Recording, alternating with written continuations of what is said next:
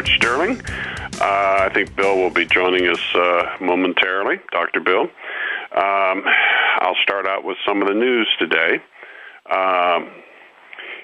Very good, interesting situation has developed. Vladimir Putin has decided that because of the agreement with Iran, that he is now free to deliver the S-300 air defense network that the Iranians paid for back in 2007 and the Russians put on hold.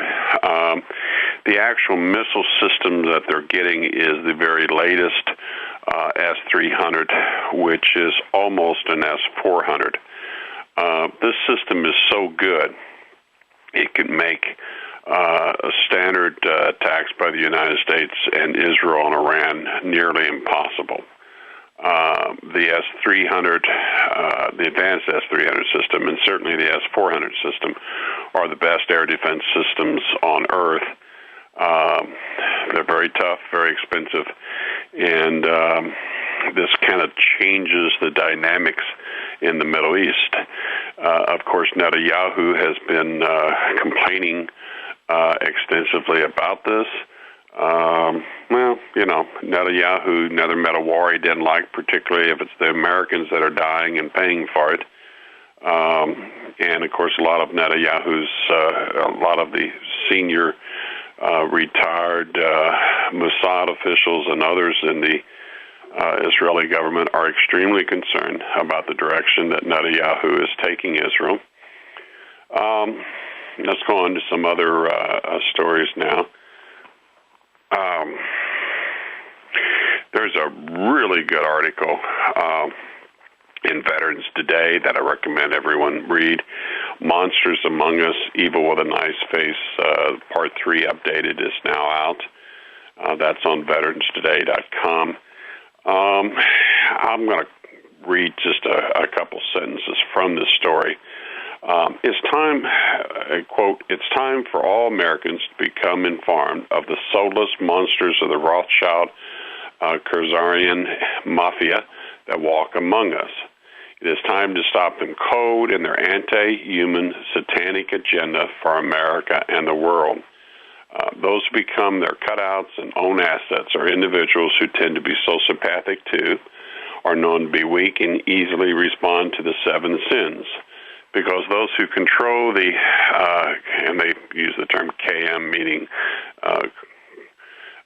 Khazarian mafia, cutouts and assets, desire to rise to the top in the mafia-controlled system of access that controls the highest echelons of the U.S. government. They typically were quite easily conned by the desirable outward appearance of these criminally insane mafia beasts, or the draw of their money, status, and power. These soulless, sociopathic Khazarian mafia chieftains and kingpins, who are best described as monsters, cannot maintain power without the complete abject secrecy of their incredibly evil, inhuman acts against nature and mankind, or without their massive private fiat counterfeiting machine disguised as a bank. You know, it's easy to buy off every politician in any country you want if you are a legal counterfeiter. And that's what essentially these people are and have been for well over 200 years. They're also behind most of the wars in the last 200 years. Every deficit, dollar, pound, euro, etc., that is spent by Western governments basically comes through their controlled system of central banks. In the United States is the Federal Reserve System, which is privately owned by them. And when we want to borrow another $1 trillion, we just tell the Federal Reserve System, oh, we'd like another $1 trillion, please. And they do a bookkeeping entry and create the $1 trillion out of thin air, loan it to us, the taxpayer suckers, loan it to the federal government, and we have to pay them the principal plus compound interest back. that eventually gets you to the point where we're at today, where virtually all the money from the individual income taxes go to pay off the debt. The rest of the government money helps to pay our ongoing expenditures of the federal government. Of course, naturally, we always have a massive deficit. In my lifetime, the few times that we haven't been at war, they come up with something like the war on poverty, the war on drugs, etc., which, of course, naturally makes poverty and war much worse. This is part of the scam. Unfortunately, we're now at the point where their deliberate efforts to gut the United States and much of the Western world are well in an advanced state. We now have an, excuse me, it depends on which figure you want to use, somewhere between 92, 93 million Americans and 105 million Americans of working age are without any jobs at all. And to that, of course, you have to add, excuse me, tens of millions of others who have jobs, but they're at Wally World or Mickey D's or someplace where they're making minimum wage or just above minimum wage, which is not survivable for anybody with a family or whatever.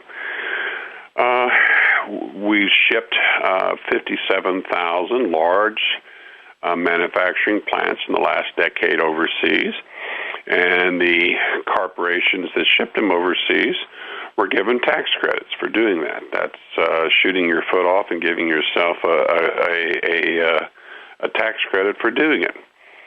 We now are in a situation where most of our young people graduating from college are looking at an extraordinarily desperate situation where, unless they're among the very lucky ones where they can get out and get a really decent job, they're going to be working at the shopping mall or in some management position that exploits the heck out of them, has them work 60 or 70, 80 hours a week, and the wages are pretty low. That's common, and it's you have the largest percentage of people throughout their 20s and even young 30s that are still living at home with mommy and daddy because they don't have any money. They can't afford to pay $500 to $1,000 to $1,500 for an apartment a month, keep a car going, keep insurance, etc., etc. The money's not there. Why? Well, the jobs aren't there. It's not that there aren't some jobs available. It's just that jobs don't pay enough for you to hardly go into work, certainly if you have to have a car to get there.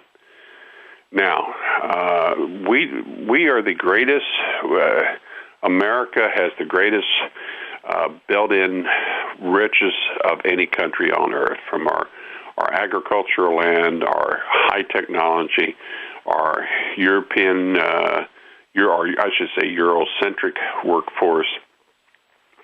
We've led the world, certainly since the Second World War. But unfortunately, the British Empire was set up by the Rothschild-headed global banking cartel as their enforcement arm to allow them to expand around the world, to rape all the small countries that they could using the Royal Navy and the British Army. And eventually, of course, they collapsed and the United States took over after the Second World War. We're going to be back in a few minutes.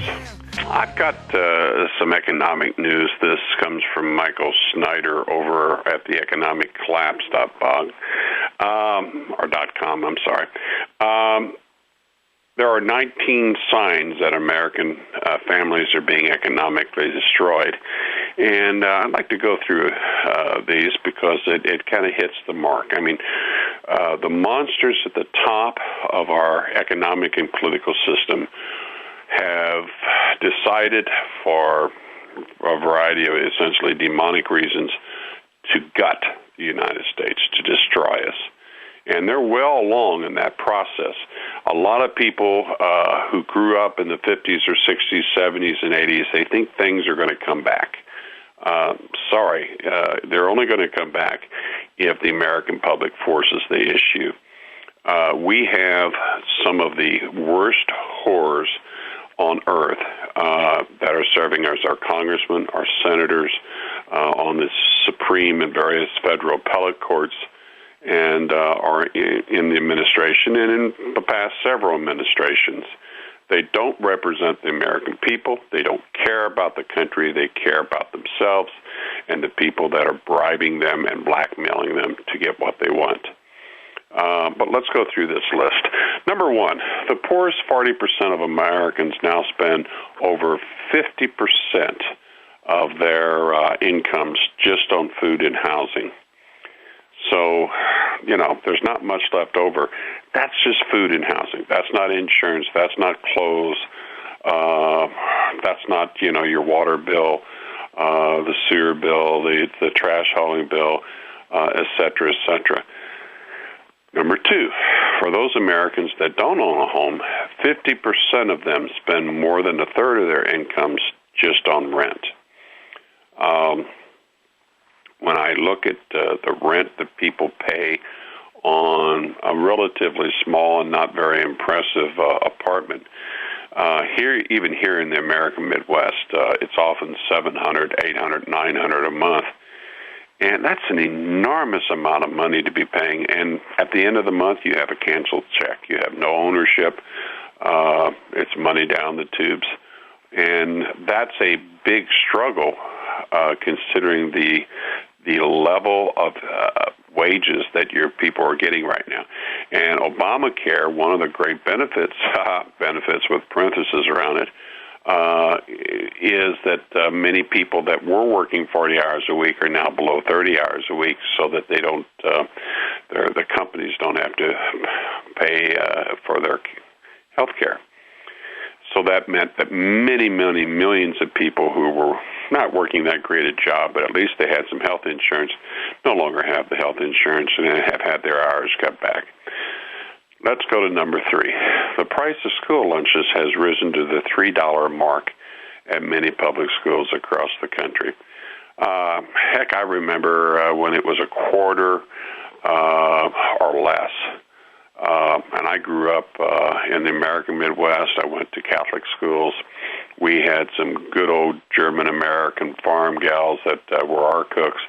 And I want to tell you, we had very nutritious, very well cooked, tasty food. And now with Michelle Obama's involvement, many of the kids are complaining that they're really not even getting much. But $3 a day doesn't sound like much. But if you have 3 or 4 kids, $3 a day adds up. And if you're literally struggling every day, every week to keep your nose above water, it adds up. Number 4, McDonald's dollar menu and more now includes items that cost as much as $5. I don't know about all my listeners, but I want to tell you, I try very hard to avoid places like McDonald's. Many fast food restaurants, the amount of muscle meat tissue in their hamburgers is 5% or less. You don't really want to know the details about what the rest is. There's an old saying, politics and sausage making are two things you really don't want to know much about the details. They'll sicken you. Number 5, the price of ground beef has doubled since 2009. Yeah, I think any of us that have been in the grocery stores lately can testify to that. Of course, the government tells us that we have no inflation, just as the government tells us that our unemployment rate is 5-point-something%, with 100 million more or less out of work. The government lies, and it pretty much anymore consistently is always lying. It's rare. It's a rare day when you find something from the federal government that happens to be the truth. They screwed up in reverse and actually told you the truth for once. And that's a change. We've always had crooks, but this is a terminal illness now. And there is a very strong spiritual element to it.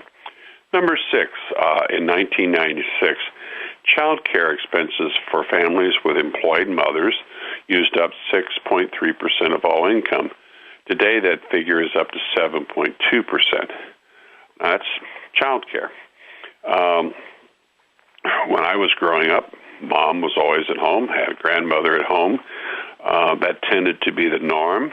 Of course, I'm 64. I'm older than, a lot of people. But today, in today's economy, most husbands and wives both have to work to try to keep food on the table. There's not an option for the mother to stay home and raise the kids. But the cost of the daycare gets to be quite high. Number 7, incomes fell for the bottom 80% of all income earners in the United States during the 12 months leading up to June 2014. That evidently was when they did a measurement. So incomes for the bottom 80%, not the top 20%, but the bottom 80% of all of us earning an income in the United States fell for 12 months leading up to the last time it was measured. That's lousy. That's not trickle down. Well, it's trickle down, but it's not trickle down anything good. Number 8, at this point, more than 50% of all American workers bring home less than $30,000 a year in wages. $30,000 used to be a pretty darn good wage, to say the least. Not anymore. Everything costs. If you don't believe that, just go to the hospital and check in for 2 or 3 hours and see how many thousands and tens of thousands for those 2 or 3 hours, much less, and God help you if you have to go to the hospital for a week or 2 or 3, or if you have to put a parent in a nursing home. Number 9, after adjusting for inflation, median household income has fallen by nearly $5,000 since 2007. That's after adjusting for inflation. The median household income has fallen by nearly $5,000 since 2007. That's a lot of money for people that most of us really just don't have that much to throw around. We're going to be back in just a few minutes. This is Tim Alexander, Larger Medical Report with Tim Alexander, Earl Sterling, in for Dr. Bill Deagle. I want to finish up on this list of signs that American families are being economically destroyed. And we have a lot of listeners in Canada, in Europe, Australia, New Zealand, and elsewhere. But in many cases, something very similar is happening there. This is because those at the very apex of power are determined to steal everything from everybody that they possibly can. And at the same time, they jump us all into the Third World War to get most of us killed, to reorganize society so that they can have a total slave state with them at the apex. That's a demonic nightmare, a demonic dream, and we know from the Bible what's going to happen. It's right in the book of Revelation. Anyway, number 10. According to the New York Times, the typical American household is now worth 36% less than it was a decade ago. That means your total net worth, your house, cars, your furniture, your clothes, any stocks you may have. So that's over a third less than what it was worth a decade ago. They're stealing from us, big time, folks. Number 11, 47% of all Americans do not put a single penny out of their paychecks into savings. There's an old saying, and I'll clean it up a bit. It's hard to drain the swamp when you're up to your butt in alligators. If you're struggling and every penny matters, you're not going to put even $5 or $10 in the bank because you need that $5 or $10 to feed your kids, to feed yourself. What other? To pay the electric bill, to pay this bill, that bill. Number 12. One survey found that 62% of all Americans are currently living paycheck to paycheck. Most of us, the days of wine and roses, the days of good living for Americans and for many Europeans and Australians, it's over, folks, because the people at the top are stealing from us. They bought off our politicians. And, there are many of us and very few of them. And unless we grow the courage to stand up and fight, they're going to take everything we've got, including, in many cases, our very lives. Number 13, according to the U.S. Department of Education, 33% of all Americans with student loans are currently behind on their student loan debt repayments. I teach at a state community college, and I have to tell you, our attendance is now falling because people are getting wise to the fact, they're going to get a degree, but that degree won't really help them much. Now, in some cases, yes, it will help them quite a bit, but in other cases, no. And they have to pay back these student loans, and the banksters arranged for Congress to pass a bill excluding student debt loans from bankruptcy proceedings. So you may have a $50,000 student loan for your PhD or your master's or whatever, and you're working at Sears at the local mall, making about $7.50 an hour, and you can't afford really to live, much less to make loan repayments. And you can't get out of it by bankruptcy. They call, harass you, they garnish your wages and everything they can. And it becomes a nightmare for many, many millions of people. Yet we can go spend trillions of dollars fighting unnecessary wars for the Israelis and the globalists. And people need to wake up. This is hurting all of us daily in our pocketbooks, rather dramatically. Number 14, according to one typical report, 43 million Americans currently have unpaid medical debt on their credit reports. The average price of a Tylenol administered in a hospital, I'm not talking about Tylenol codeine or anything special, just an oral Tylenol, $49. It costs less than a penny, by the way, to make that bill, but it gets marked up. But the hospitals charge $49. And Dr. Bill and I have talked about this many times. I have quite a number of friends who are physicians, and many of the physicians complain they haven't had a raise in several years, although I don't see any of them starving. But I have to tell you, the real bucks are going to Big Pharma and to the hospitals and the medical equipment manufacturers. It's absolutely obscene. And if you go to a hospital today, it's an extortion racket. Any sane society would be arresting the administrators of hospitals right and left. When you charge someone $49, and that's an average price, some places it's quite a bit more, but $49 for a lousy Tylenol? Give me a break. There's no rhyme or reason to that. It's just plain theft. And they've got you there, you're sick, and they're extorting it from you. And they use the legal profession to sue you, to garnishing your wages, to take anything they can to rape you for these outrageous bills. There's no excuse for that. But the pharmaceutical companies find that for every $1 million that they pay congressmen with, it's worth several billion in extra income nationwide to them. So, we have a Congress that are just horrific monsters. They care not anything about the country or the American people. And that's something we're going to have to change. And you can't do it by normal elections because they use computers to cook the books. And look at who you got a choice probably next year between a Bush and a Clinton, and what two big bunch of crooks those characters are. Anyway, let's go back to number 15. The rate of home ownership in the U.S. has been declining for 7 years in a row. It's now the lowest it's been in the last 20 years. Number 16, for each of the last 6 years, more businesses have closed in the United States than have opened. That's interesting. Prior to 2008, this has never happened before in all of American history. America was a place you came to. Rich people didn't come here. poor people did, but poor people willing and determined to work and to make a better life for themselves and their children and their grandchildren. And we're now losing that. We have all these big box stores that the only person making a livable wage is the store manager or director, and most people working in the Walmarts and so forth, they qualify for food stamps because they don't pay them enough money to live on.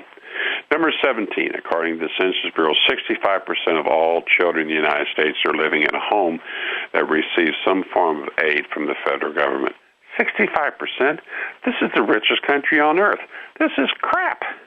You know, we need to put people to work. These 100 million people that are out of work, put them to work, for God's sakes. Create jobs for people. This giving them food stamps and stuff so they can live one step above destitution is ridiculous. Number 18, if you have no debt at all and you also have $10 in your wallet, then you're wealthier than 25% of all Americans. What? You reread that. If you have no debt at all and you also have $10 in your wallet, then you are wealthier than 25% of all Americans. Damn. Pardon the language for that. Whoa. Number 19, last one here, folks. On top of everything else, the average American must work from January 1st to April 21st just to pay all federal, state, and local taxes. By the way, the income tax was never ratified by sufficient numbers of states. It's not part of the Constitution, and therefore it's illegal. Little minor detail that they forgot about. I'd like to move on now, if I can, right before the commercial, to some of the other things that are happening. Why don't I wait till we come back? We'll be back in a very short period of time. Stay tuned, folks. This is the Nutrimedical Report. Tim Alexander, hosting for Dr. Beldigo today, this hour. I want to kind of finish up on some of the economic trends. There's an interesting article, Stockman's Corner. It's David Stockman's Corner site. And it's titled, Hillary Clinton, Class President of a Failed Generation. And, of course, that's the generation I'm in. I'm going to read just from excerpts of the first three paragraphs here. Hillary Clinton has always been at the head of her class. That includes being among the leading edge of the 80 million strong baby boom generation that first started arriving in 46, 47. She did everything that they did. Got out for Barry Goldwater in high school. I didn't do that, by the way. Got up early, mobile to Wesleyan, social liberation during college. Got clean for Gene. That's Gene McCarthy. Yep, I did that. And manned the anti-war barricades in the late 60s. Did that. Been there. Got to Washington to uplift the world in the 70s. Got down to the pursuit of power and position in the 80s. Joined the ruling class in the 90s. And has helped make a horrific mess of things ever since. The baby boom generation was started with so much promise when it came of age in the 60s, has ended up a colossal failure. It has turned America into a bloody imperial mess abroad and a bankrupt spy state at home where financialization and the 1% thrive. Half the population lives off the state, and the real Main Street prosperity has virtually disappeared from the land. I have to say, I think that's all quite true. I don't just blame my generation. I blame all of us. As someone said to me recently, fluoridation of the water is working. It does tend to promote lower IQs and so forth. But the media is so controlled. We don't really have a mainstream news media anymore in this country. Years ago, about 17 years ago, I was going to start the 4th National Evening Television Newscast. My wife got sick, and I walked away from it. But at that time, there were a lot of players in the national news media. Today, there are 6 corporations, all controlled by global, directly and indirectly by the global banksters. all run by vehement Zionists, and they control 96 or more percent of the American mainstream news media. So whether it's CNN, MSNBC, Fox, ABC, CBS, et cetera, you're going to get a variation of the same line. One will give you a more liberal spin, one will give you a more conservative spin, but you're going to, your great choice between Hillary and Bush or some other turd that acts like he's our friend and in reality is lower than whale droppings. We need to take this country back from these people. And if we don't, they're going to get us into the Third World War soon, and most of us are going to die. And it's really that simple. It's gone down that road so far, and these are demonic monsters. And if you open your eyes, you don't have to take my word for it. You can see it's there. I want to move on to what's happening in Ukraine. Just in the last 24 hours, there have been over 60 significant violations of the ceasefire in the eastern Ukraine. The President of France and the Chancellor of Germany have been pushing very hard to get the ceasefire back on track. Of course, from the United States and Britain and Canada, you're getting a pushing in the exact opposite direction. Canada's going to send about 300 troops in for, quote, advisors and trainers, end quote. The Brits are selling all kind of equipment. We're sending all kind of equipment and people in. The drumbeat for war is being pounded very hard. In the case of Germany and France, the president of France is Jewish, as was his predecessor. He is generally considered a Rothschild puppet. But and generally speaking, the Chancellor of Germany is considered a Rothschild puppet. But there are a lot of forces in these countries that are putting pressure on their senior level politicians, and they're saying, they're saying, look, our countries were destroyed twice in less than 100 years in world wars. It's not only criminally insane, it's virtually demonic. It's beyond human comprehension that you would want to lead us into the Third World War. And that's where this nonsense is going. So you do have, people can affect things, but they have to be willing to get off their butts. One of the things I recommend is turn television off. In fact, I have 2 TVs in my house. I don't have cable service anymore. I can't even pick them up. They're old televisions, digital. And I don't need to watch it because the news is pure propaganda. Most of the stuff that you watch on television is trash. And I have better things to do with my life than sit there and be programmed by the idiot box. And if more people would take that attitude, that would be a major step. But we have to be proactive with this. When your senator or congressman or member of parliament, whatever, comes and starts shoveling the usual BS at you, or someone from one of the major parties, he's going to change things. Yeah, we're going to get it. We're going to change things. Not. Then you need to challenge them. You need to tell them that they're a traitor to their country, to the people, to the nation. They're nothing but a damn weasel and a snake, and they ought to be hanging from a rope instead of running for re-election or for election to a high office. And if more people, if every time these characters went out in the public and were met by vehement opposition from the people, things would begin to change because fear would be upon the land of the oligarchs and their puppets. And, these characters in Washington are sitting back, raking the bucks in, living high on the hog. Same is true in Ottawa, same is true in London, and so forth. And it's time that people begin to take back their country and defend your very family, because if we go into the Third World War, which clearly this world is headed towards, most of us are going to die. And that means your children, it means your relatives, your friends, your neighbors, your pets. The life that you have If you think things are bad now, God help us, because 21st century warfare is really not survivable without the return of Christ. And if we get into Armageddon, as the Bible says, 2/3 will die. And we don't need to go there. There's absolutely no reason for it. There's absolutely no reason for us to be in an economic depression. There's no reason. It's just these clowns want it all. And we need to end it. We need to end their control over our money supply. We need to break up the too big to fail banks. We need to break up the mainstream news media.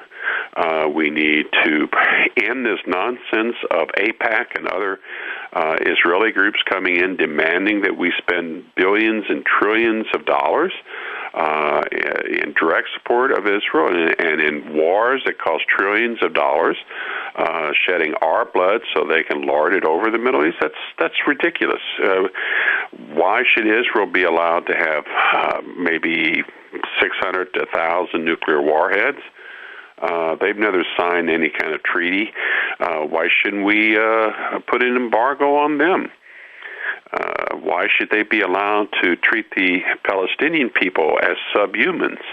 When the Germans mistreated the Jewish people, that was wrong. That does. So why can the Israeli people treat the Palestinians like subhumans? Wrong is wrong. It's wrong on its very face. We have to be proactive. We have to speak out.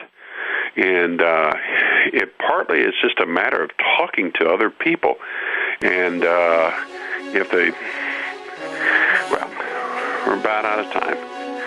Maybe the most important thing we need to do is to get right with God. Put God in our hearts. He's the center of everything. God wants His children to be at peace and to have prosperity and to have decent morals. And if we follow God, that's the future that we'll have. If we continue to get away from God, we're in a whole bad place, a world of hurt. Thank you very much, Dr. Bill. I believe we'll be back tomorrow. God bless.